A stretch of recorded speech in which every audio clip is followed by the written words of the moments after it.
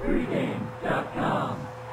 Welcome back to Pregame.tv. I am Steve Fezzik with Vegas Runner and Brian Leonard, and we're talking NBA. And Brian's going to break down this matchup here: Dallas Mavericks, Golden State Warriors, in beautiful Oakland, California. Brian, what do you got on this game? That's for the people who watched the last video. It's right down the street from Sacramento. They're loving him in Cali. Yeah, I know. We can't leave the state anymore. Anyway, we can take a look at this game. And Dallas' situation at Golden State, we're doing this video on Tuesday. Both teams are playing on Tuesday. Golden State's had a lot of injuries when they were in Cleveland, so we don't know their situation, how many people are going to be back. I expect them to all be back. But, you know, Bogut's back, and Bogut's a very good player when he's healthy, but he's not able to go back-to-back. So since he didn't play today, I'm assuming he's going to play in this game. Curry's had an ankle problem. I'm assuming he will be back here. But I really like the way this Dallas team's played lately. They've won 6 out of their last 8 games. Nowitzki's back in the lineup. The only 2 teams they didn't beat, 2 best teams out west, San Antonio and Oklahoma City, playing really good ball now. And you got a Golden State team who went on the East Coast, first game back. Now they're playing a team, first game back, and we've done enough videos with Marco. It's not a good situation when you come back home here. So we look at a Golden State team who, one of the things, regardless of who plays in this game, you got to have a continuity. And when you got this guy in, the next guy out, it's so difficult. And especially when you got a Bogut coming in who hasn't been there, to get everybody back on the same routine. When you got Dallas, his team who likes to run. Dallas scored 100 points or more in 8 straight games. They're playing at the top of their ball game right now. So I think we're getting some value with Dallas. I think you bring a great point, VR. Let me ask you, like, you're on the road, you've been on the road before, and you get home after 5 or 6 days, and I just think oftentimes that's when you're at your worst, right? Because for sure. You've got so many things you put off. Yeah, for sure.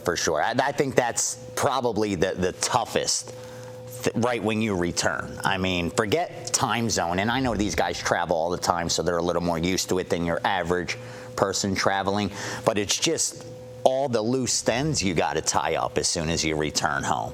You know, there's just all those responsibilities, and then on top of it, to have to go play a game, I think it's difficult. You got to remember, these players, they got wives, they got kids, they got mistresses for the mistress.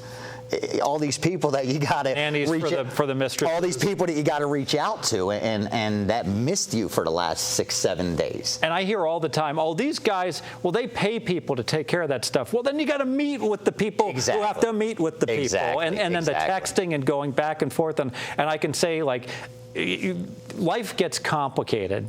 Being a recent father, you know, it's still an adjustment for me. You know, in terms of juggling the schedule and everything else, and with these guys. They're human beings, man. Yeah, I mean, you have to put in the time just to do some things, and so oftentimes it's better just being on the road trip and going to the next spot than to have all these distractions. The only concern I have, what's going on with Dallas? I saw that they only have like 2 players back from their championship game, Brian. At what point does the continuity just catch up to a team like this and make you reluctant to back them in any good situation? Well, that's the situation now. Now they got Dirk out. Dirk's been such a key component for so long on that team.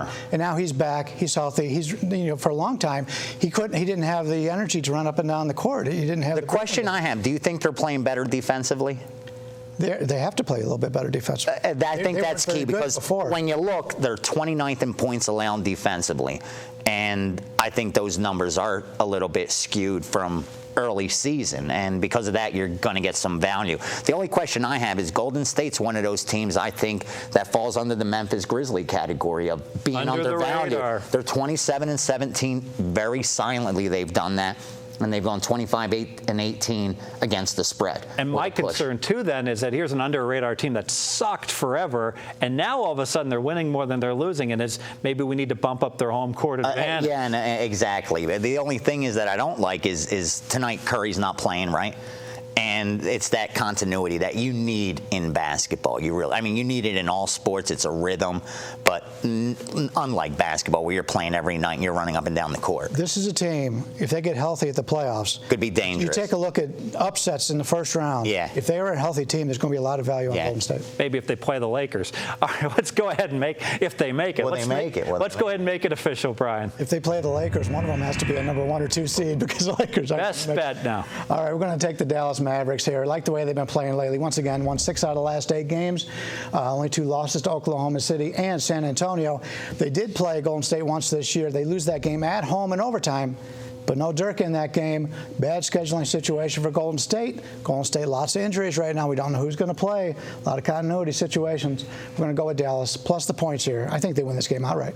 He sounded convincing. He did. You know, I had to play devil's advocate. Outright. You Sprinkle a little something on that money line, baby. You know, I had to play devil's advocate because you weren't a fan of my Utah Jazz pick, so you know I was going to Take the other side. Not at all. Andy Isco once said, I think if you can't find a reason to play both sides of a game initially, you probably haven't handicapped it enough. So, and we're going to be actually taking a break from the NBA here at pregame.tv. When we come back, we're going to talk about something I know nothing about. UFC 156. VR is going to go ahead and give you a best bet on that. I am looking forward to the contribution Brian's going to give to that as well. Hope we can keep him to stick around here. I think it should be interesting. So join us. Just got his Brazilian Jiu-Jitsu blue belt earlier this week. Stay tuned here at pregame.tv. We'll be right back with that. He'll be